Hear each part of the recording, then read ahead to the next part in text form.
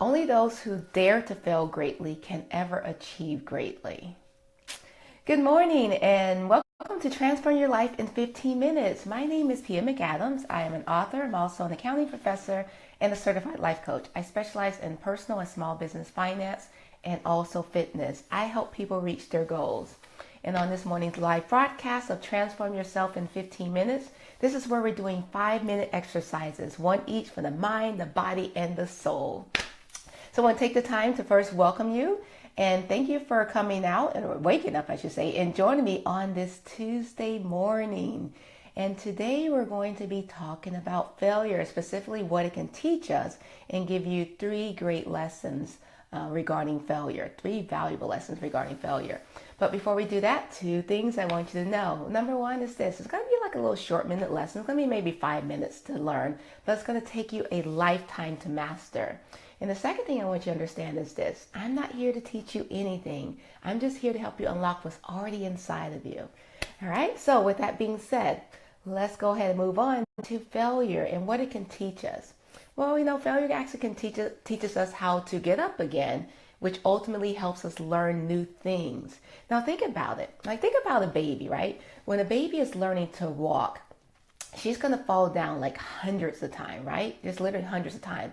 Well, the times that she's fallen down, guess what? That is failure.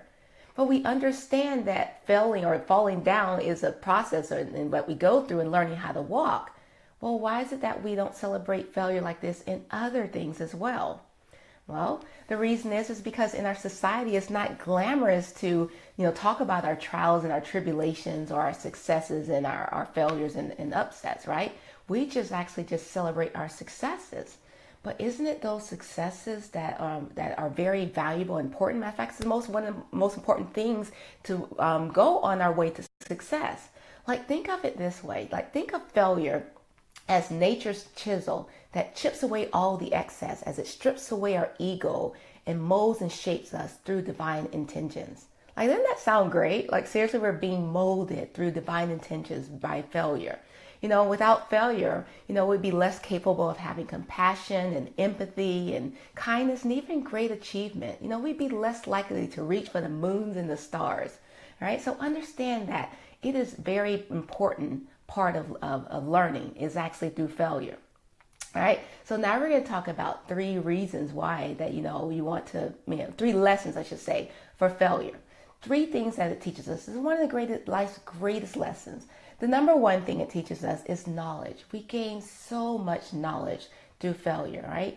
And this basically, some of that knowledge we can actually harness to actually accomplish and overcome the things that really inflicted us in the very first place, all right? So knowledge is the first one. The second thing that we learn, life lessons of failure, is going to be experience. We learn firsthand experience through failure, right? And this is going to help us give a deeper understanding of life because we learn depending on what it is that you're failing at, right? But think of the things that you're learning while you're failing, giving us the knowledge and then also the experience. And then the third reason why, the third lesson, valuable lesson that is going to be for growth, okay? It's actually through the failure that we actually learn growth. We actually learn more about ourselves. We learn about our purpose and why we're here, what we're doing, and what, why we're doing it.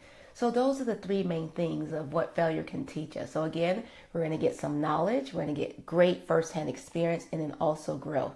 So just understand that it is okay to fail. Matter of fact, use it as a leverage to propel you into the future for you to help achieve amazing things. I want you to triumph over your failures.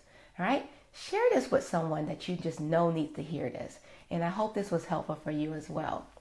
Again, told you a little lesson on 5 minutes to learn, but it's going to take you a lifetime to master because again, it's not something that we celebrate in our society, but we all know you have to go through it. Like anyone that you can learn a name that has ever achieved anything great, there's been failure. Like we just know that. So then why is it that when we're going through something, trying to achieve something great, we don't celebrate our failures as well? So hopefully this will give you another interpretation of it, especially the one of the chisel. I love it. It's basically chiseling our brains, our ego, stripping away all the excess so that we, through divine intention. Love that. That's, as Oprah would say, that's tweetable.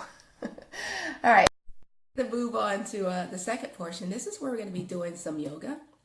And then immediately following that, we're going to be doing a meditation. And the meditation is going to help us to kind of quiet our mind. Remember, you won't ever clear your mind, because the only time you're going to ever clear your mind is when you're dead. But we can actually learn to quiet our mind so that we can actually hear those divine intentions, for firsthand. All right, so that's where we're moving on now. And again, I want to thank you for taking the time to wake up and tune into this live broadcast. It is I guess, you know what, it is actually a great Tuesday morning. I actually haven't seen outside, and you know what, surprisingly, normally when I'm lately, since the time change, it's usually really dark when I'm start my broadcast. But actually, I'm beginning to see light out, so that's a good thing. All right, so in this next session, again, we're going to be doing some yoga, so it's going to require movement. Again, I ask you to join me in this yoga and then also participate in the meditation. You'll get much more out of it. I mean, it may be fun for you to watch me, but it's much more enjoyable, and you'll get much more out of it through your transformation as well by joining me.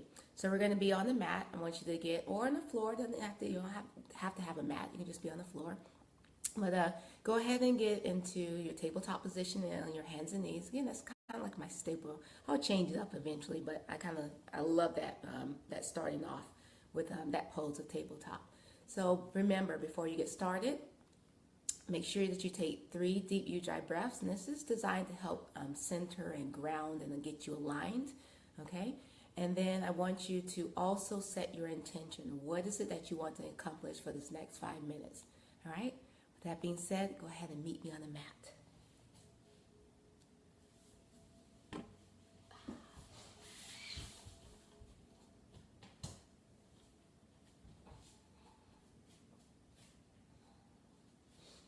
All right, so again, fingers and toes are spread out nice and wide. Middle fingers are facing forward, thumbs are facing in toward each other.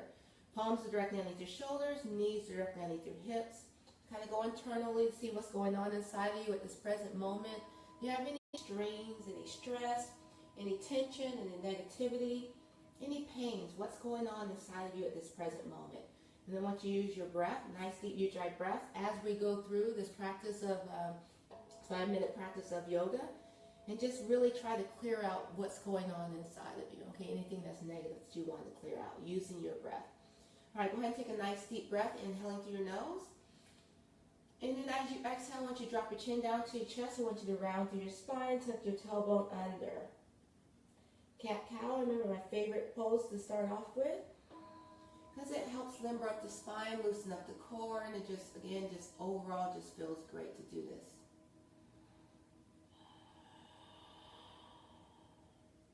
Remember, take your time and use your breath, particularly as you're just getting started.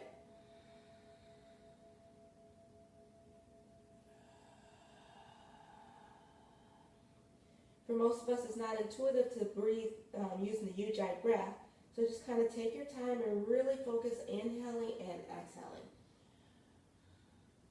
This time as you exhale, I want you to curl those toes under and take it to downward facing dog and start to pedal your legs.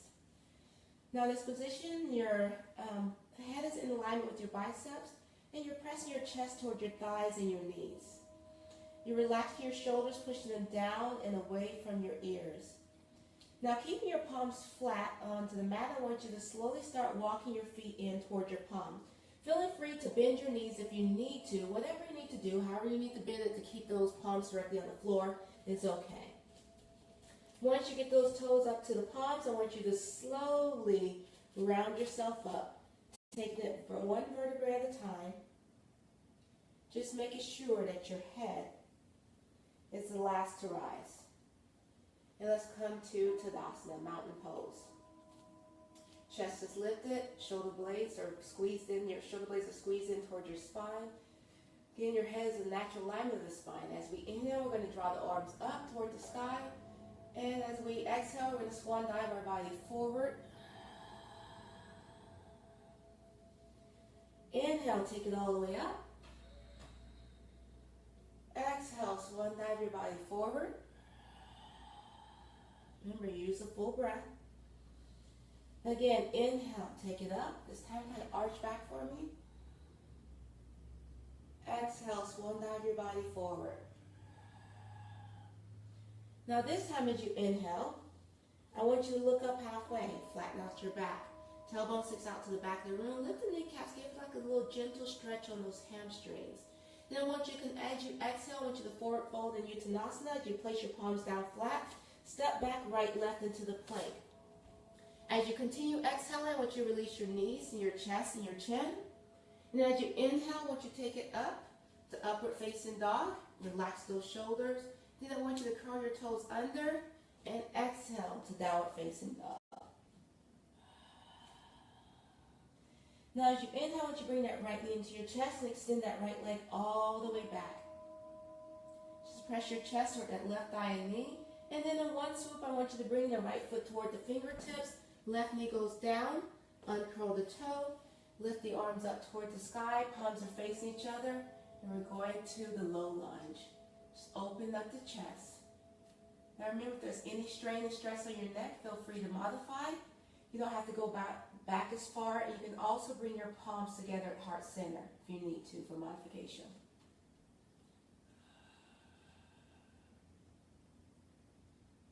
Now on the exhale, go ahead and release. And then as you're inhaling, I want you to go ahead and swing those legs, left leg back and extend that right leg out toward the side. As you inhale, we're going to take the arms up. And as we exhale, take the right arm sliding gently down your leg as the left arm goes up and over. As you inhale, just kind of hold your position. As you exhale, just go a little deeper, surrender into the pose.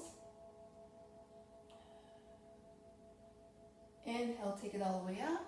And then exhale, release it down. One more time, nice deep breath, inhaling. Now this time as you exhale, you're going to take that left arm, place it on your hip as the right arm goes up and over.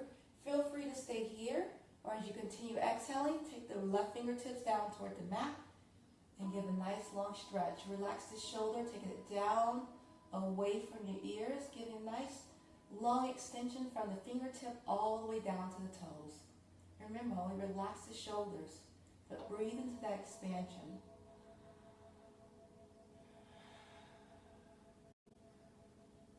All right, go ahead and take it up.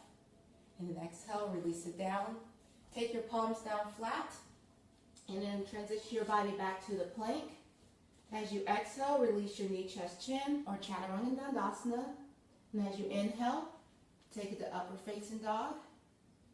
And on the exhale, curl the toes under. Take it to downward facing dog. Now your next breath, you're going to bring that left knee into your chest. And then extend that left leg all the way back, pressing your chest toward that right thigh and knee. Remember, relax the shoulders and continue to breathe. Try to get that right heel down to the mat if you can. If not, don't stress over it. And then in one swoop, we're going to bring that left foot toward the fingertips. Take the right knee down, uncurl the toe. And as we exhale, we're going to take it all the way up to low lunge. All the way up, remaining your torso. Open up the chest. I want you to breathe in all that positive energy as you relax the shoulders. Breathing in through the expansion of the chest, of the shoulder blades.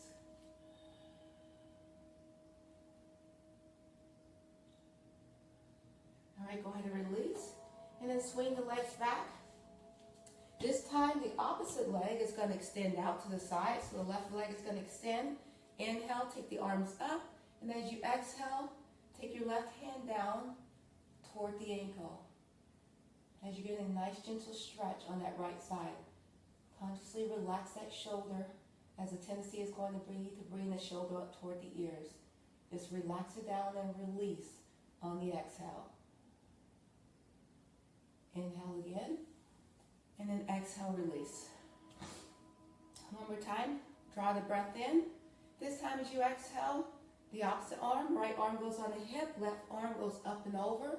Again, feel free to stay here or take the right fingertips down to the mat. Give a nice gentle stretch on that left side.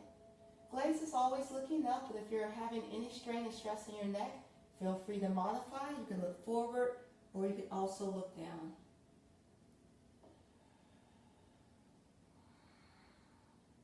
Inhale, take it all the way up. And then exhale, go ahead and release to the plank. As you continue exhaling, knee, chest, chin, or Chaturanga Dandasana. And then inhale. And then this time as you exhale, Take it to downward facing dog. Now from here, go ahead and release your knees down toward the mat. Uncurl your toes, and then bring your chest all the way as you continue to exhale down toward the mat. Keeping your palms underneath your shoulder. Draw the breath in, and as you exhale, lift up to the cobra. Just going up as far as comfortable to you. So you may need to do some modifications. You can either push your hands out so that you're on your forearms, so feel free to be here, or just depending on your flexibility. Remember, you don't have to go up as far as I do. And then exhale, release it down. Inhale again. This time as you exhale, look up, looking slightly over that right shoulder. And then release. This time as you exhale, you're taking it up, looking over the opposite shoulder. And then release. This time as you exhale, you're going to push your body all the way back to extend on child's pose. Draw those fingertips down to the mat so you give a nice gentle stretch on the shoulders. Release any tension, strain, or stress that you may feel in that area. Then go ahead and place your palms down flat, uncurl your toes, and take it to downward facing dog. Just a couple breaths here. Then slowly start to walk your feet in, again towards your palms. Once your toes get up towards your palms, I want you to forward fold in Uttanasana by taking your fingertips and clasping the outer edges of your elbows. Let the crown of your head bring your body weight naturally forward. The natural body weight of your crown of your head brings your body forward. Again, as you inhale, just kind of hold your position. As you exhale, surrender into the pose. Micro knees, but lift the kneecaps to engage the quadricep. Give a little deeper stretch in those hamstrings. Now go ahead and release the fingertips down toward the mat as you slowly start to round yourself up. Again, taking it one vertebrae at a time, with the head being the last to rise. Returning to Tadasana. Inhale, draw the arms up toward the sky. Swan dive your body forward. Placing your palms down flat, walking your feet out toward the edges of the mat. And as you exhale, release the tailbone down toward the mat. Bring your palms together at the heart center. Bow your head down into Malasana and go ahead and give some gratitude.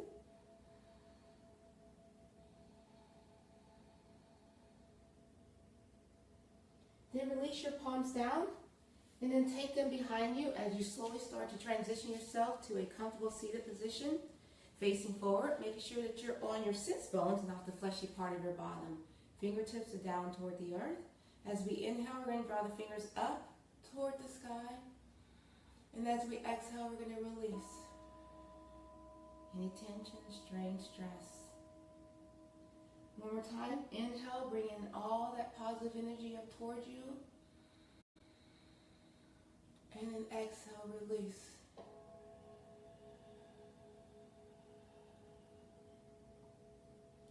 One more time, take a nice deep breath, inhaling. This time we're going to greet the palms together at the very top. Exhale, bring your palms down to heart center. And namaste. Thank you for taking the time to practice yoga with me. This brings us to the third and final exercise, which is going to be our meditation. And remember, this purpose here is to focus and sort of quiet your mind so that you're able to hear those divine intentions for you. So what we're going to be doing is you're going to, for the next 2 minutes, just breathe normally as you would without manipulating your breath in any shape, form, or fashion. As you're breathing, you're going to count your exhales. Okay, so just count your exhales. At any time throughout your count, throughout this next 2 minutes, if you become distracted by either outside distractions or internal distractions known as thoughts, then first you want to acknowledge those thoughts, those distractions, I should say, and then bring your attention back to your breath and continue counting, but start all over with a count of 1. Okay, so we're only going to do this for 2 minutes. Before we get started, we're going to first center and ground and align yourself. Everything always starts from the state of being grounded, okay? And then set your intention. So again, what is it that you want to accomplish? The great intention would be to quiet your mind. All right, go ahead and take a nice deep breath. Inhaling through your nose and exhale through your mouth.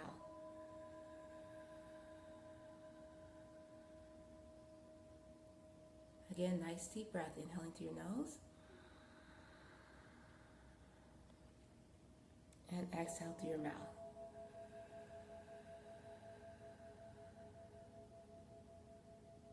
One more time, nice deep breath. Inhaling through your nose. This time as you exhale, I want you to go ahead and close your eyes and begin your counting.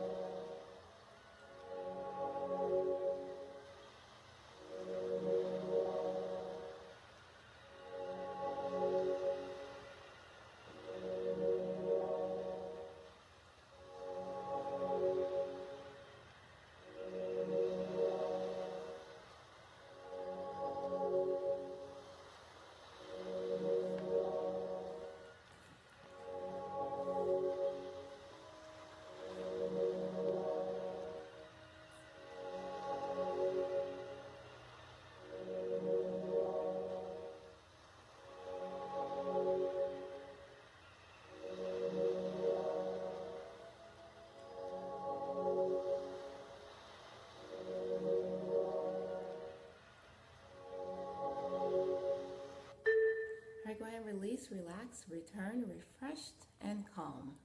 You've done something good for yourself today. Thank you for taking the time to meditate with me, and also thank you for taking time to watch this transform yourself in 15 minutes. Your word for today is helpful. I want you to be helpful as you go throughout this Tuesday, and I will see you the same time tomorrow. Bye.